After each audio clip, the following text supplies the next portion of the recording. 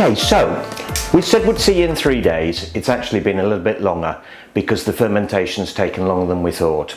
The reason we know that is that the hydrometer reading, this hydrometer reading, is actually still dropping into the liquid.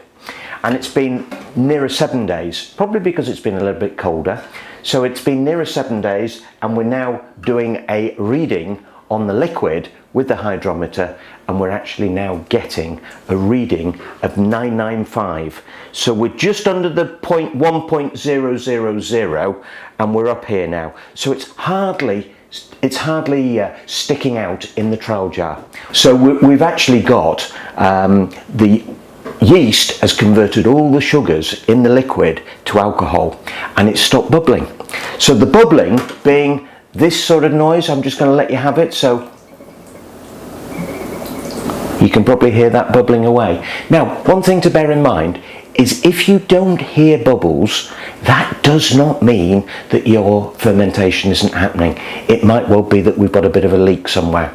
Notoriously around the grommet, sometimes we just need to put a bit of food grade Vaseline around it just to make sure we've got a good seal. Sometimes the lid's not on quite properly and it's escaping through the lid. So there are reasons why you might not see it. But the most important thing is to find out with your hydrometer that you've got the same reading for 2 days. So we've had 995 for a couple of days now. We know fermentation is finished.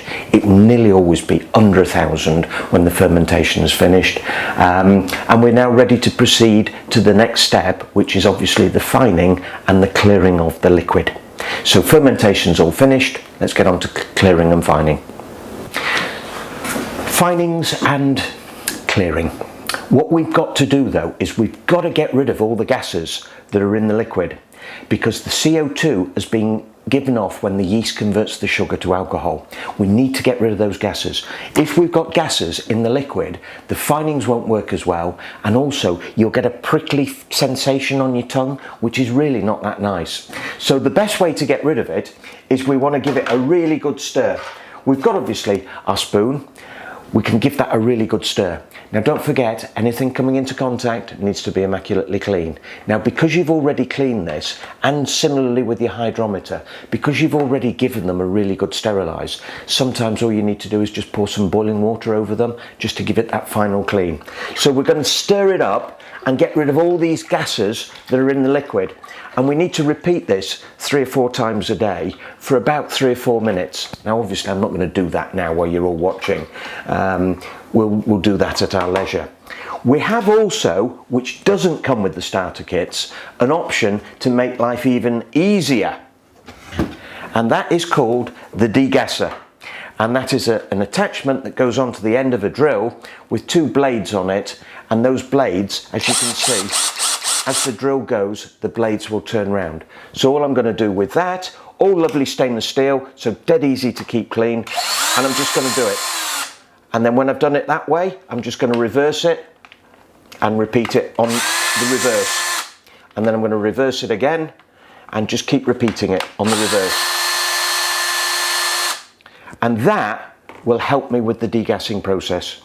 So it's just a hand-operated drill, and it's dead simple to use. So you can use that, or you can use your mixing spoon, mixing paddle to get rid of the gases.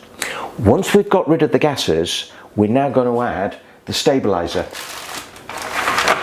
And the stabilizer sachet we're going to put in now, because I have actually done most of the degassing before you came back to me. So I'm going to take the stabilizer sachet. This is going to go in. Degassing can take place before or after the stabilizer sachet has gone in. A lot of people like to add the stabilizer sachet first because then they know they're not getting a chance of getting an infection. So we'll put that in first, and then we're going to do some degassing. So we're going to fold that in, and obviously we're going to keep degassing and degassing and degassing and degassing. Get rid of all those gases. You'll be able to tell because the surface doesn't become frothy once you've done it and you've done your job properly. So we're going to add that, and we've also got a 2-part fining sachet. We've got part A and part B. Part A, that's a man-made substance, so if you're vegetarian, just add part A, don't add part B. So we're going to add part A to the liquid now. And again, we're going to give it a good stir. Get that nicely stirred into the liquid. Don't worry about disturbing the sediment. There are options that you can transfer this to another container if you're making a better quality kit after so many days because you want to get it off the dead yeast cells. But with the Wineworks kits, they're all designed for fairly quick drinking and quick making. So the benefits of actually getting them off the dead yeast cells are not that great. So don't worry about that. By mixing it all up and getting those finings working, the finings actually love the more stuff there because they actually act as a net, and they'll go down and they'll take all the rubbish out of the liquid and take it right down to the bottom. So part A gets added now, and in 24 hours we're going to add part B. So again, snip it and we're going to add it. So I'll come back in 24 hours and we'll just do that. Alright, we've left the wine 24 hours. I'm just going to now take the lid off and we're going to add part B to it. So part B, again, snip the corner, in she goes. Now with part B, so that's, yes, well, fish shells. So if you are a vegetarian, then don't add part B. So we're going to add that, and now it's just a light fold. We're not going to give it a mega stir. We just want it lightly folded into the liquid. I'm going to put the lid on, and we're now going to leave it in a cool place to clear. One thing as well which is really worth remembering is once you're getting to the stage where we're actually about to start siphoning and we're trying to clear the liquid, the higher the place that you can leave it so that we can do the siphoning process. If this isn't at the right height, i.e. it's on the floor, you're going to have to lift it up, which is likely to disturb the sediment. So put it in a high place. And we're going to leave it for 5 days to clear. So I'm going to come back in 5 days time when we're actually ready to go, and we're going to show you how we're going to deal with the liquids then. Thank you. So we've left the wine. It's been between 5 and 7 days. It's actually just been just over 5 days. So we've left the wine and we're now going to siphon it off the sediment at the bottom of the container into a second container.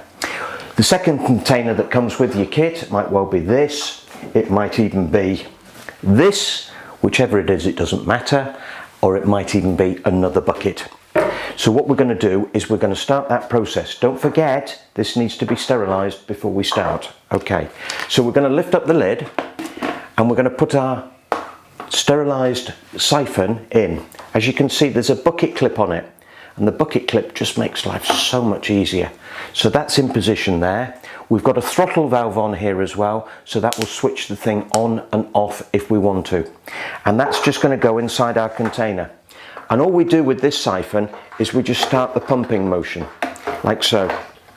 That's it, it's off and it's running.